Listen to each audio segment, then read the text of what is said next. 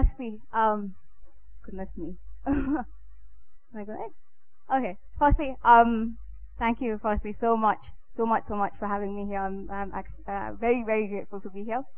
And it's a quick introduction. My name is Alicia Souza, and a very short thing is that I'm an illustrator and I draw for a living. That's pretty much the long and short of it. Just a few things that I'm going to refer to my papers a bit because I have pretty much a goldfish memory, and it's kind of obvious with my choice of profession. And I'm also going to sneak in a story regardless of this timer here, which is a little daunting. And I thought of it on the way here because it's a funny story. It happened about 2 weeks back. And, well, okay, I'm just going to get straight to it. And it reminded me of something that I had to tell you about. I have a partner who I work with, and he is absolutely the worst when it comes to anything related to timing. And so it means he's like the most unpunctual person on the planet. We've come to the conclusion that he's pretty much living in a different time zone in his head.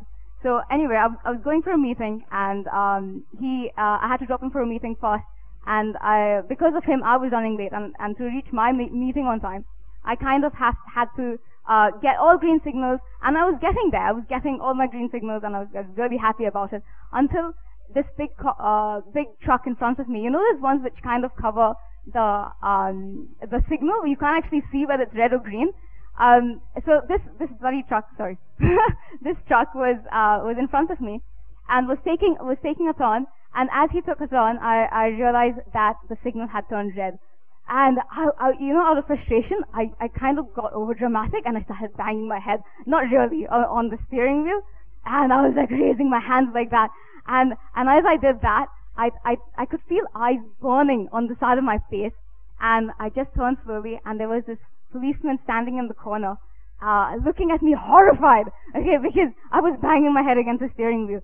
And this cop raised his hand slowly, and it was little Bollywoodish. He just raised his hand slowly and stopped all the traffic just to let me go. And I was so happy because I was happy because I was going around the corner, and I was going to go on. I got to my meeting on time and everything. But but the thing is that it reminded me of something that one of my favorite quotes of all time, that was by Paulo Coelho in his book The Alchemist, and that was that when you want something really bad, the universe conspires to work for you. That was kind of how it goes. Anyway, so moving forward, I thought I'd talk moving with the theme of the event, that's the road less traveled. I didn't want to talk about illustration per se, but I wanted to talk about bits about my journey of how I got there, and things that have helped me do what I love to do. And I want to talk about something we can all relate to, and that's love, but not the lovey schmovey time of the month kind of love, but more like how to do what you love doing, and that can be anything, regardless of it's a hobby you stopped doing and you love doing, or an activity that you want to start doing, or a passion that you want to start getting bills paid with. And I have seven bits that I could tell you about, but no real reason why 7, because 10 seems long, 5 seems short.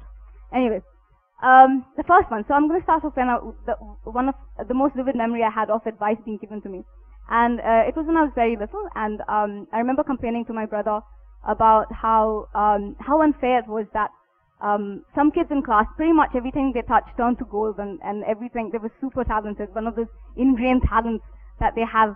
And I was telling him about it, and he mentioned this line, and that was genius is 10% inspiration and 90% perspiration. And he gave me the example of Einstein, and said that if it was he may have been born a genius, but regardless, he spent 90% of his time huddled over his thesis and in his lab. And if it wasn't for that, he wouldn't be the proclaimed genius with the work he had, because doing anything, pretty much anything worthwhile, takes time and effort, and that's what separates 90% of success and failure, is that time, effort, and stamina. And basically, advantage of anything, be it talent or skill, kind of wears out over time. So, for example, if I can draw a cartoony dog today, if I teach you how to draw a cartoon dog in the next 5 minutes, in about an hour, if you practice for that hour intensely, I'm pretty sure by the end of the hour, we'll all know how to draw cartoon dogs, pretty much at the same skill level. So I think if you put in the hours and you put in, and you do it enough, magical things happen. Whoopsie daisy. Okay. Habitualize. Okay.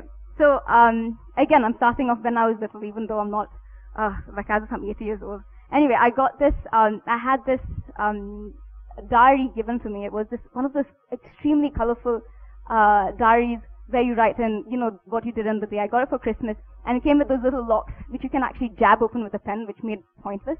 Anyway, I got this diary, and I promised myself I was going to write in it every day. So the first day, with that enthusiasm, I scribbled my name across the front page, Alicia Souza, and dear diary, I absolutely love you. I'm going to write in you every day. Love, Alicia.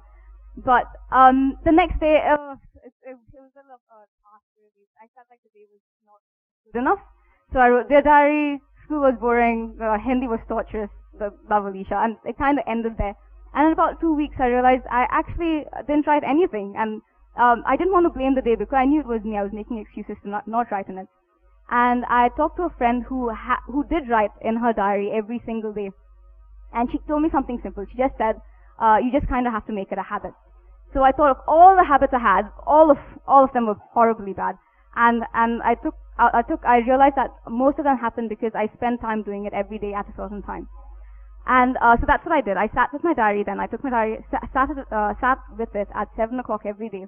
And the first day was obviously a bit torturous and mundane, and I didn't really write much in it. And the second day and the third day. But in about a week, I was kind of surprised by how much I wanted to write in it. These thoughts started flowing to me at about 6:30, like I just wanted to start writing in it. And another thing I noticed is that I started making like little mental notes of what I wanted to write in it during the entire day for my 7 o'clock scheduled writing. And I realized that when it comes to certain new things that you have to do, you kind of sometimes have to ritualize that creativity. And I was telling my partner about this, and he said and I gave him a horrible example apparently. That it's kind of like the toilet habit. In the morning you kind of have to go because you made it such a habit all these years, and regardless of whether you're at a friend's house or hotel or whatever it is. And he told me not to give that example, but I thought it was good, so I'm just gonna leave it out there for you to judge. Anyway, another thing is, goodness me, yes. For a few of y'all who do know me, chances are you'll probably know me from Facebook. And hold on, okay, so that's it took me so as Satish Acharya said, like Facebook is a really important medium for visual people like us because we kind of need something to portray our work and showcase our work and update our work very frequently. And when I just started, it took me 6 months when I started freelancing to start my Facebook page, and it's literally a 2-second job, but it took me 6 months of pep talking myself and telling myself it's okay to actually start a page like that. And I even tried convincing a friend. I convinced lots of friends. No one agreed. I even offered a friend money, and she told me to get lost. But so I started this page after a lot of pep talk, and it's been the best decision I've ever made because it's one of my primary sources of like as a folio pretty much.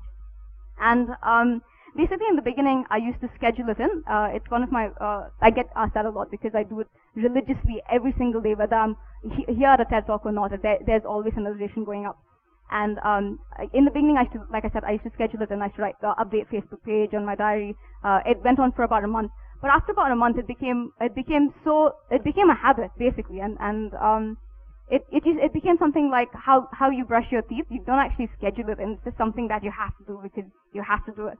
And that's the thing about routine. You kind of put the least amount of effort into it, and that becomes really useful when you have to do something every day. And that happens with hobbies or activities or in that way, things that help you with your work. Okay. Be comfortable with being uncomfortable. When I was in university and I had to get my first part-time job, I remember going for my first interview. I know I talk really fast, by the way, but like when I was at that interview, I was talking so fast. I'm pretty sure they thought I was speaking a different language. It was ridiculous. And I went back home and forget the fact that my stomach and my heart had like interchanged places. And I went back home and I realized this was ridiculous, not going to happen again. I have to get over this. And I checked up fears, and I realized like roller coasters seem to be a massive fear amongst lots of people. And the way to get over it apparently is to do it at least 5 times. And I told myself I'll go for 20 interviews and I'll get over this fear. And but it took me about 5, and by the 5th time, I mean, you get regular butterflies in your stomach kind of thing, but you kind of get over it, and I was doing good for an interview. And that came very handy when I started freelancing. I started freelancing about 2 years back. And when I started doing that, something that's part of a freelancer's everyday job is talking to clients and quoting. Two things that were extraordinarily hard for me, like to pick up that call and tell someone that they had to pay money for me to draw was actually a bit hard. And but doing it over time got me really used to it, and that was really important. But the second thing that was really hard for me is doing talks like this. The first time I got asked to do a talk about a year and a half back was I just said no. I didn't even think about it twice. And I was discussing it with a friend. She told me what a wasted opportunity it was. And it was. And I made a pact with myself. Henceforth, if something made me wobbly in the knees, I was going to say yes and do it and kind of get over it. I mean, what's the worst that could happen? And that's when I started doing these things. And the number of opportunities that came up from doing these things that was generally not me was immense. And then you start doing things that you didn't think you could do, and then you grow in ways that you didn't think you would grow. And it was like unexpected, and it's brilliant. Yep.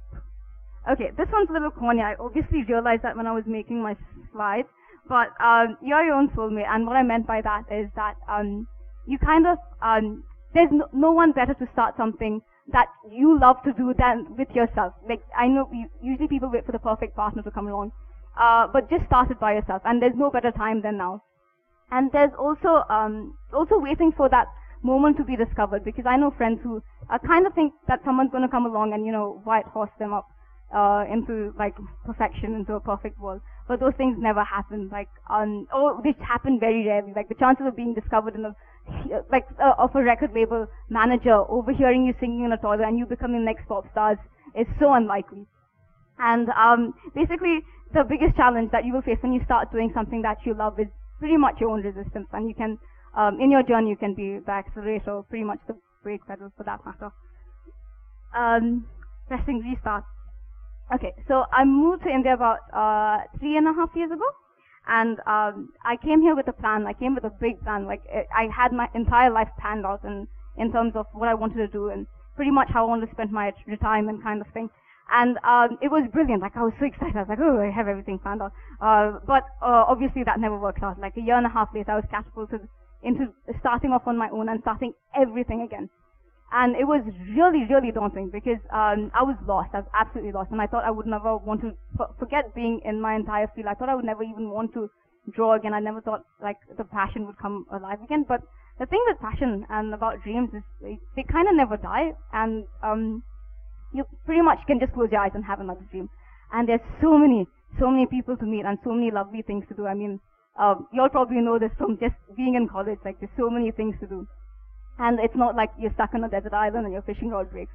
And the thing about starting again as well is that when you're on another path, you look at yourself at how you were before, and suddenly everything is looked at from a different perspective that you wouldn't have seen if you were standing and doing what you were doing before.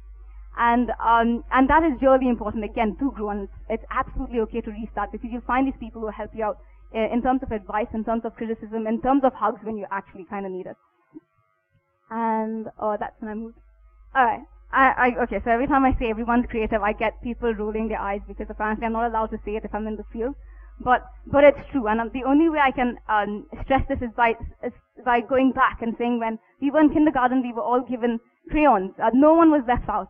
And we all did different things with it. Chances are I drew with them, but my brother would have cut it up and made like wheels and made structures out of them. My sister would have used a ruler, scraped up the shavings, and kind of fake cooked with it, and there were some crazy people who kind of ate it. But like but when kids were given these crayons, they were never daunted by it. They were really excited to do something with it, and that's what creativity is. It's kind of doing something new with what you have. And for example, when I went home, I remember I surprised my mom once. I brought 5 friends home, and she looked at us a bit scared because she had 6 hungry mouths to feed. But she just used bread, cheese, olives, and pretty much ketchup, and suddenly there were smiley-faced pizzas. And that's creativity with cooking. Basically, when it comes to drawing, and someone asks me what's my inspiration, I just say it's everything and everyone, because it's just my thoughts on the same thing. And because everyone has thoughts, it's everyone is creative, and it's just a matter of articulating these into outputs. Be it whether it's drawing or writing poems or making clay sculptures or singing or dancing or whatever it is, or writing poems. Yeah. Last one is be grateful. So I always start and end with a thank you with whatever I do. Firstly, for simple things, for 10 toes, I was going to say 5 toes, God, 10 toes and 10 fingers, and for obviously for standing here and like being able to talk to you about these things, and of course for parents who sleep less so I can dream more. These things are really, really important in being a happier person in general. So I suggest probably the next time when you'll start something that you love doing, start it with a thank you or thanks or just being grateful for starting something or being able to start something. And yeah, I'll probably end with a thank you as well. So thank you so much, and I hope that was a little bit helpful at least. And I hope to meet you all as well. Thanks.